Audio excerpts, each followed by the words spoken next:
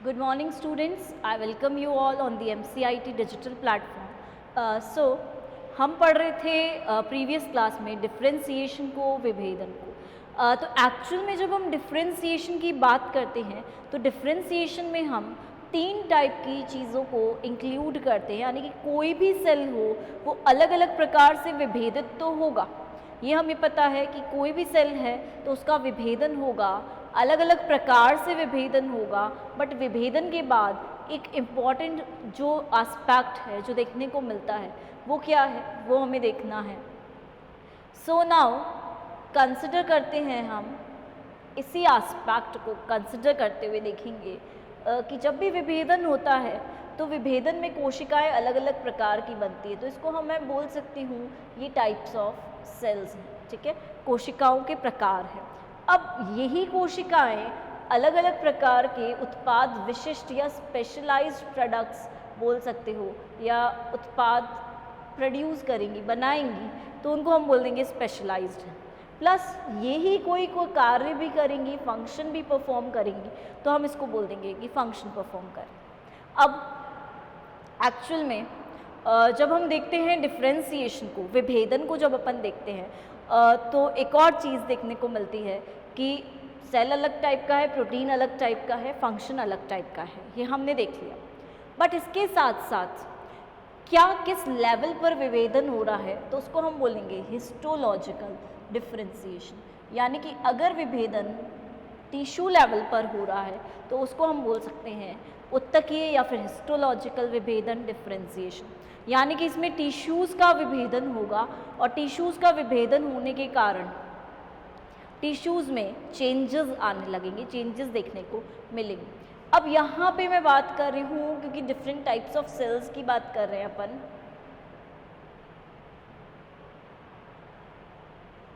ठीक है।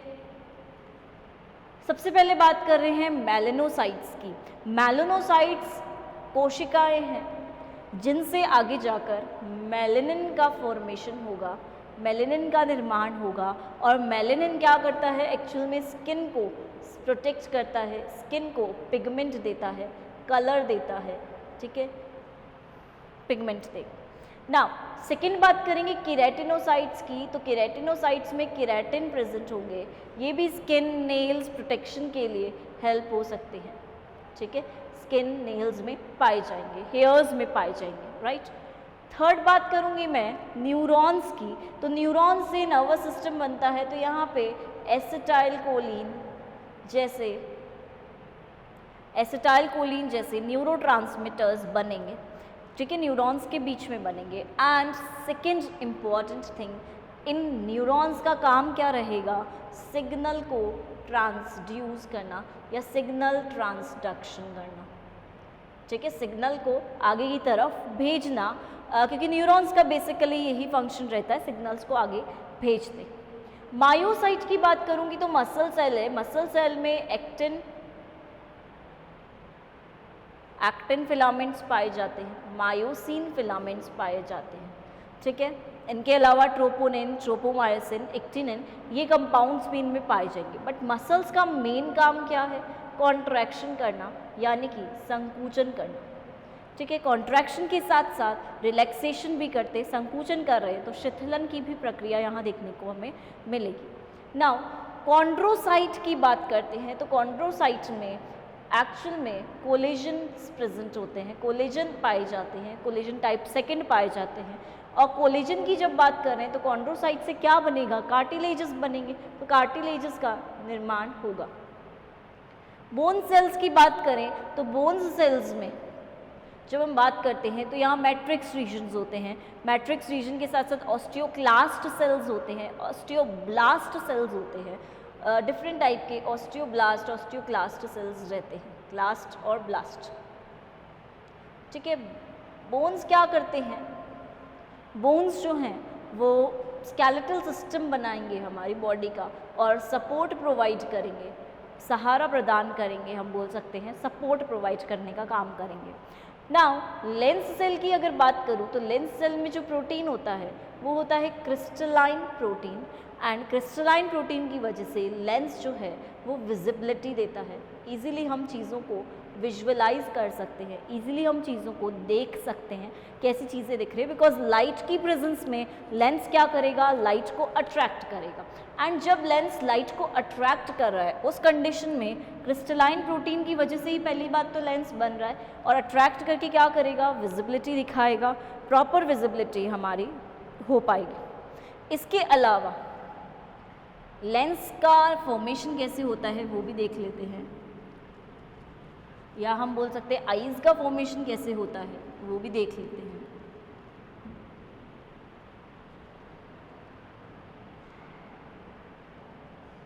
ठीक है,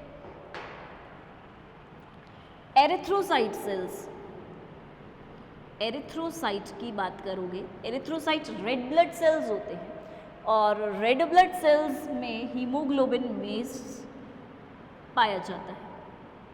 ठीक है, हीमोग्लोबिन इनके अंदर पाया जाएगा, देखने को मिलेगा, और इनका फंक्शन क्या होता है, ऑक्सीजन का ट्रांसपोर्ट करना। ऑक्सीजन को कैसे ट्रांसपोर्ट किया जाता है, किसकी हेल्प से ट्रांसपोर्ट किया जाता है, तो इन्हीं का मेन फंक्शन है। नेक्स्ट बात करोगे एरिथ्रोसाइट्स के बाद बी लिम्फोसाइट्स की बात करेंगे, तो बी लिम्फोसाइट्स जो हैं लिम्फोसाइट्स के टाइप हैं।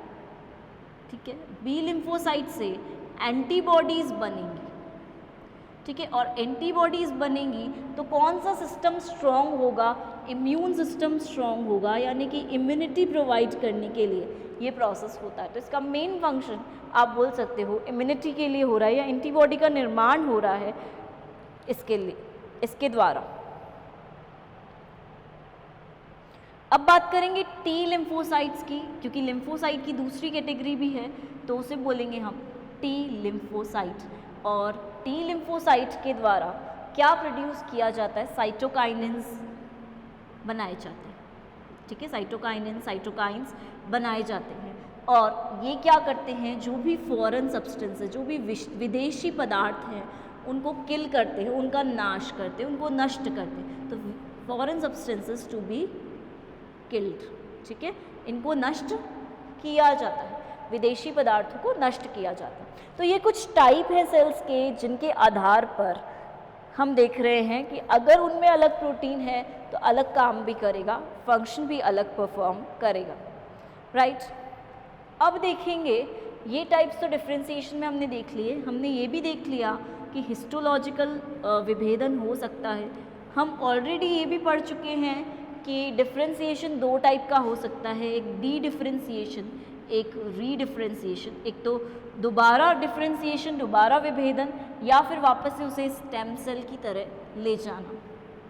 राइट, अब देखेंगे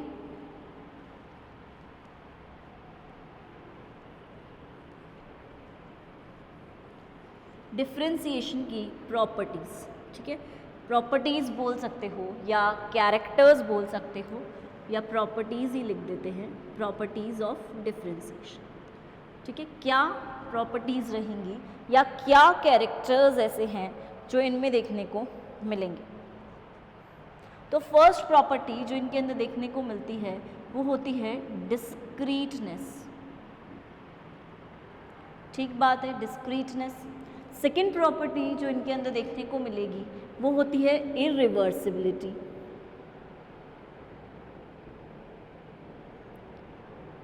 और थर्ड प्रॉपर्टी जो इनके अंदर देखने को मिलती है वो होती है सेल बेस्ड, बोल सकते हो एक तरह से एक्यूमुलेशन। ठीक है, इसको हम एक्यूमुलेशन की प्रॉपर्टी भी बोल सकते हैं। अब सबसे पहले बात करोगे इम्पॉर्टेंट प्रॉपर्टी जो है डिस्क्रीटनेस। डिस्क्रीटनेस को अपन नॉर्मल लैंग्वेज में या हिंदी में असंततता भी बोल सकते हैं। ठीक है, असंततता का क्या मतलब है या डिस्क्रीट का क्या मतलब है। डिस्क्रीट का मतलब होता है अलग अलग होना, यानी कि डिस्क्रीट है। डिस्क्रीट मतलब अब देखो मैंने बात की यहाँ पे लिवर है, ठीक है, लिवर के साथ साथ स्टमक भी प्रेजेंट है, स्टमक के साथ साथ इंटेस्टाइन्स भी प्रेजेंट है। ठीक है, इस तरह से स्ट्रक्चर आ रहा है। हमारा। ठीक है, अब मैंने बोला चलो ये डायग्राम नहीं देखते हैं, दूसरा डायग्राम देखते हैं।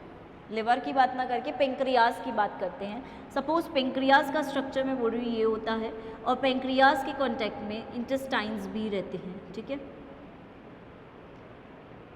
ये हो गया पेंक्रियाज।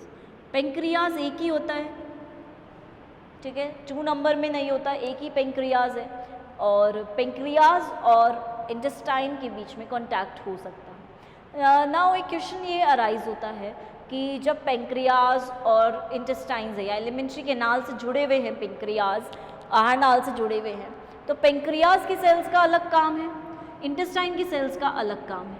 ठीक है, यानी कि पेंक्रियाज के सेल इंसुलिन सेक्रीट भी करते हैं बीटा सेल्स है तो, या लैंगरहंस, स्प्लिट ऑफ लैंगरहंस भी होते हैं इनमें। ठीक है, और इंटेस्टाइन के सेल्स को देखोगे तो स्मॉल इंटेस्टाइन के सेल्स में विलाय भी पाए जाते हैं, सूक्ष्म रसांकुर, जिसे आप माइक्रो विलाय बोलते हो, तो सूक्ष्म रसांकुर इनमें देखने को मिलेंगे। प्लस इंटेस्टाइन के सेल्स में अलग टाइप के स्ट्रक्चर्स देखने को मिलेंगे, एपिथेलियल सेल्स होंगे। नाउ एक क्वेश्चन ये अराइज होता है कि पेंक्रियाज के सेल्स और इंटेस्टाइन के सेल्स जहाँ पे बीच में मिल रहे हैं, कहीं ना कहीं इन दोनों के बीच में कॉन्टैक्ट एस्टैब्लिश हो रहा है, कहीं ना कहीं ये मिल रहे हैं, एक दूसरे से जुड़ रहे हैं, एलिमेंट्री कैनाल कहीं ना कहीं उससे जुड़ रही है, तो उस कंडीशन में क्या बीच में जो फ्यूजन पॉइंट है जहाँ पे ये मिल रहे हैं, सपोज मिलने वाला जो पॉइंट है, मीटिंग पॉइंट जो है इनका, क्या वहाँ पे ऐसे कोई सेल्स होते हैं जिनमें पेंक्रियाज वाले भी, इंटेस्टाइन वाले भी कैरेक्टर्स हो और पेंक्रियाज वाले भी कैरेक्टर्स हो? क्या ऐसे सेल्स होते हैं? ऐसे सेल्स होते हैं क्या जिनमें इन दोनों के फंक्शंस प्रेजेंट हो, इन दोनों के फंक्शंस उपस्थित हों? तो ऐसे सेल्स प्रेजेंट नहीं होते। दैट मीन्स यहाँ पर डिस्क्रीटनेस शो होती है, विभेदन के कारण डिस्क्रीटनेस शो हो रही है, या तो पेंक्रियाज के सेल्स ही रहेंगे या फिर इंटेस्टाइन के सेल्स ही रहेंगे, यानी कि अलग अलग सेल्स में डिफ्रेंशिएट हो जाते हैं, दोनों के कॉमन कैरेक्टर सेल्स में नहीं मिलेंगे, चाहे वो मीटिंग पॉइंट हो चाहे वो फ्यूजन पॉइंट्स हो, राइट। तो डिस्क्रीटनेस एक ऐसी ही चीज़ है, ऐसी ही प्रॉपर्टी है जो कि डिफ्रेंशिएटेड सेल्स में देखने को मिलेगी। सेकेंड बात करते हैं हम इरिवर्सिबिलिटी की, बोल सकते हो, या फिर इसे बोल सकते हो इरिवर्सिबल है, यानी कि बिल्कुल स्टेबल है। चाहे इरिवर्सिबल बोलो चाहे स्टेबल बोलो, बात एक है।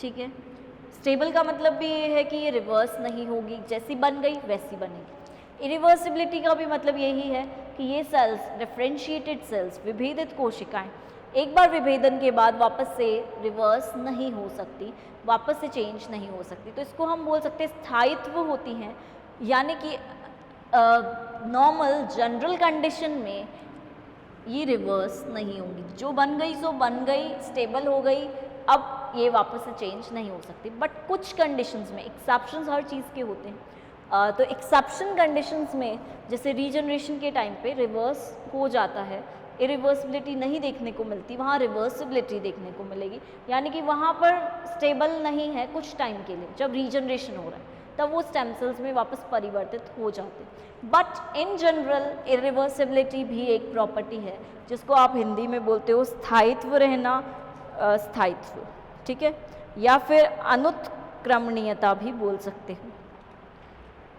ठीक है, थर्ड आता है एक्यूमुलेशन। एक्यूमुलेशन का मतलब क्या है? या तो एक्यूमुलेशन बोल लो या फिर सेल्यूलर एसोसिएशन।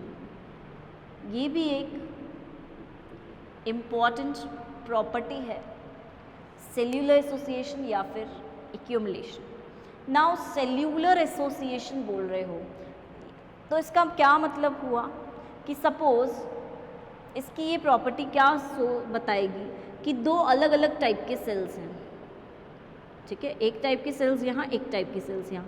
सपोज मैंने बोला दोनों अलग अलग टाइप के सेल्स हैं, ये हैं, ठीक है, ये डॉट्स शो कर रहे हैं कि ये अलग अलग टाइप के सेल्स। मैंने इन दोनों टाइप के सेल्स को मिक्स कर दिया,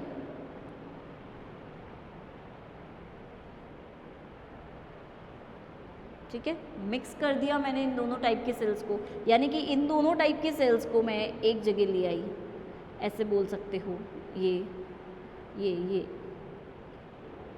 ये, ठीक है। अब क्या होगा, इन सेल्स में ये पावर है कि चाहे मैंने न्यूट्रिशन मीडियम में रखा, जहाँ भी रखा, ये वापस से जैसे अलग अलग ये सेल्स हैं वैसे के वैसे ही अलग हो जाएंगे, सेपरेट हो जाएंगे और उसके बाद वो एसोसिएट करेंगे, यानी कि सेल्यूलर एसोसिएशन। ये सेल अपने जैसे सेल को पहचानेगी, ये सेल अपने जैसे सेल को पहचानेंगी, सारी एक साथ एक जगह चली जाएंगी और फिर एसोसिएशन करेंगी, फिर एक दूसरे के साथ कंबाइन करेंगी। सेम चीज़ यहाँ पर भी, इसलिए मैंने रिवर्स में बना दिया है रो, कि ये भी सेल्स सारी एक दूसरे को पहचान कर, आइडेंटिफाई कर एक जगह चली जाएंगी और फिर एसोसिएशन होगा और फिर ग्रुप का निर्माण होगा।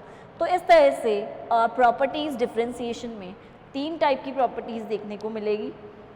पहली प्रॉपर्टी डिस्क्रीटनेस, सेल्स अलग अलग होती हैं, कहीं कॉम्बिनेशन में फंक्शंस नहीं मिलेंगे। दूसरा इरिवर्सिबिलिटी, यानी कि सेल्स जो भी हैं वो स्टेबल हैं, स्टेबिलिटी देखने को मिलेगी, रिवर्स नहीं हो सकती वापस से। और थर्ड है एक सेल्यूलर एसोसिएशन, यानी कि मिल जाते सेल्स एक दूसरे को पहचान कर, आइडेंटिफाई करके एक दूसरे से कंबाइन कर जाते हैं, मिल जाते हैं, ठीक है। ये बात हुई प्रॉपर्टीज़ की। नाउ अब हम बात करेंगे टाइप्स ऑफ डिफरेंशिएशन की। तो टाइप्स ऑफ डिफरेंशिएशन देखेंगे, देखते हैं क्या होता है टाइप्स ऑफ डिफरेंशिएशन, या कितने प्रकार के होते हैं।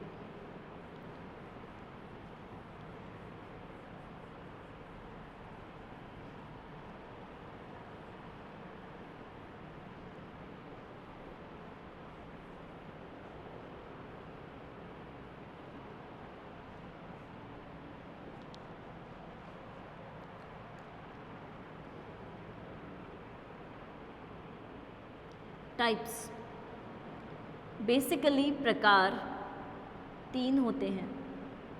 पहला प्रकार है मॉर्फोलॉजिकल, या फिर आप इसको बोल सकते हो आकारिकी, ठीक है। दूसरा प्रकार है मॉर्फोलॉजिकल के बाद आता है फिजियोलॉजिकल, ठीक है, यानी कि कार्यकी के आधार पर डिफरेंशिएशन। फिजियोलॉजी बोल सकते हो या फिर फिजियोलॉजी मत बोलो, फिजियोलॉजिकल बोलो। और तीसरा प्रकार है बायोकेमिकल या जैव रासायन, ठीक है। अब सीधी सी बात है, देखो नाम से ही पता चल रहा है किस प्रकार का विभेदन है। अगर मैं बोल रही हूँ मोर्फोलॉजिकल है, कार्य यानी कि कार्य के आधार पर नहीं है, ये आकार के आधार पर है, मोर्फोलॉजी के आधार पर है, आकार के आधार पर होगा, स्ट्रक्चर में चेंज आएगा, सेल का स्ट्रक्चर बदलेगा, चेंज होगा। फिजियोलॉजिकल यानी कि फिजियोलॉजी कार्य की क्या है, फंक्शन क्या है, फंक्शन के आधार पर, कार्य के आधार पर रहेगा, तो उसे हम बोल देंगे फिजियोलॉजिकल विभेदन। और तीसरा बायोकेमिकल्स, जो बॉडी में केमिकल्स बन रहे हैं उन रसायनों के आधार पर, केमिकल्स के आधार पर रहेगा, तो उसे हम बोल देंगे बायोकेमिकल प्रकार का विभेदन, ठीक बात है। 3 प्रकार के विभेदन हुए, मॉर्फोलॉजिकल, फिजियोलॉजिकल एंड बायोकेमिकल। अब एक एग्जाम्पल लेके चल सकते हैं, जैसे सपोज मैंने बात की नर्व सेल की,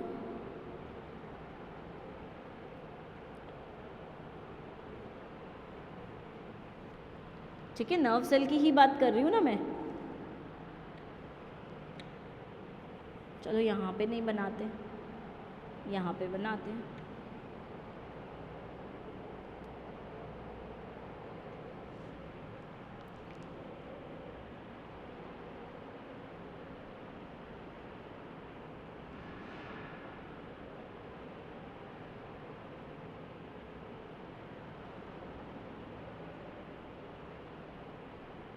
ठीक है, इस टाइप का कुछ सेल है, ये हमने बनाया है यहाँ पे, ठीक है। यहाँ पे देखोगे न्यूक्लियस रहेगा, यहाँ पे देखोगे कुछ बॉडीज़ रहेंगी छोटी छोटी सी, यहाँ पे देखोगे तो बाहर भी कुछ चीज़ें रहेंगी, ठीक है, इस तरह से।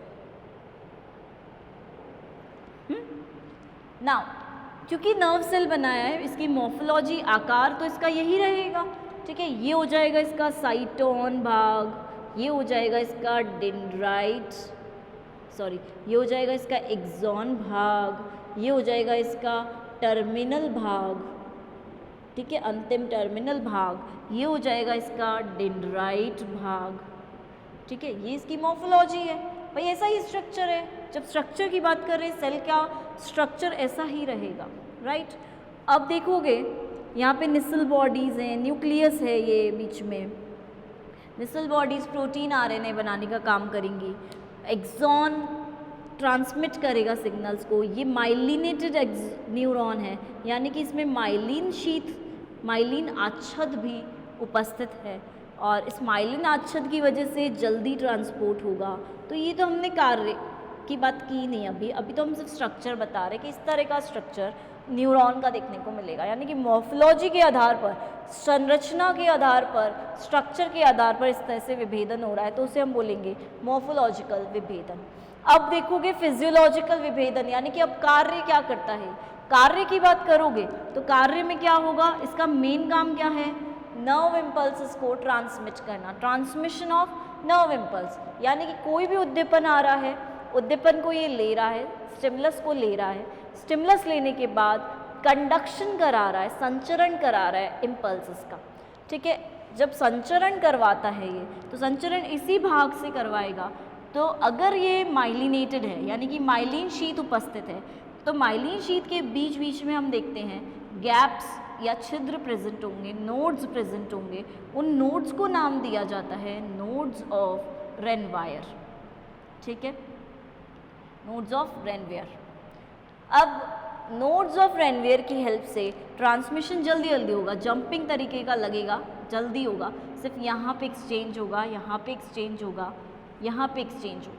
लेकिन अगर ये माइलिन शीथ नहीं होगी तो ऐसे जल्दी जल्दी फास्ट नहीं होगा, जनरली ऐसे ही ट्रांसपोर्ट हो जाएगा, ठीक है। फिर उस ट्रांसपोर्ट को हम बोलेंगे उसमें टाइम लगेगा, क्योंकि ये तो माइलिन शीथ है, तो बीच बीच में जहाँ नोड्स हैं वहाँ से जल्दी जल्दी आयंस का एक्सचेंज होगा और ट्रांसमिशन करेगा। तो फिजियोलॉजी के आधार पर भी, कार्य के आधार पर भी हम इन्हें न्यूरॉन्स कह रहे हैं, तो न्यूरॉन्स का काम क्या है, ट्रांसमिशन करना इम्पल्सेस का, तो ये इम्पल्सेस को ट्रांसमिट करें, यानी कि इनका कार्य अगर विभेदित हो रहा है तो उसको हम बोलेंगे फिजियोलॉजिकल विभेदन। अब थर्डली बायोकेमिकल के आधार पर इसी को देखेंगे हम, केमिकल्स अगर विभेदित हो रहे हैं, लाइक हम बोल सकते हैं केमिकल्स यहाँ पे क्या यूज में आएंगे, न्यूरोट्रांसमीटर्स। न्यूरोट्रांसमीटर्स में बेसिकली जो आता है वो आता है एसिटाइल कोलिन, ठीक है, एसिटाइल कोलिन को ये बनाते हैं, माइटोकॉन्ड्रिया के द्वारा एसिटाइल कोलिन बनाया जाता है। तो माइटोकॉन्ड्रिया के द्वारा जब ये बनता है तो एसिटाइल कोलिन क्या करता है, इन्फॉर्मेशन देता है आगे, न्यूरोट्रांसमीटर है, तो एक तरह का केमिकल है। तो इस तरह का अगर स्ट्रक्चर बनता है या ये बनता है तो विभेदन किस प्रकार से हो रहा है, बायोकेमिकल, जैव रासायनिक प्रकार से इसमें विभेदन देखने को मिल रहा है। तो इस टाइप के जब स्ट्रक्चर्स देखने को मिलेंगे तो हमें इस तरह का स्ट्रक्चर मिलेगा। तो ये क्या हो जाएगा, विभेदन हो जाएगा तीन प्रकार से। तो तीन ही टाइप्स विभेदन के मिलेंगे, मॉर्फोलॉजिकल, फिजियोलॉजिकल एंड बायोकेमिकल।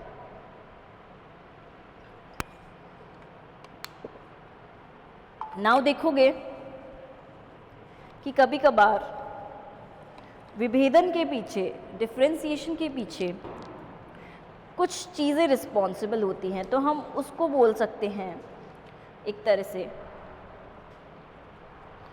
कि क्या क्रियाविधि है, कैसे सक्रियण हो रहा है, कैसे एक्टिवेशन हो रहा है, ये चीज़ हम देख सकते हैं। तो केमिकल बेसिस क्या रहेगा डिफरेंशिएशन का, रासायनिक आधार क्या रहेगा विभेदन का, उसे हमें देखना है।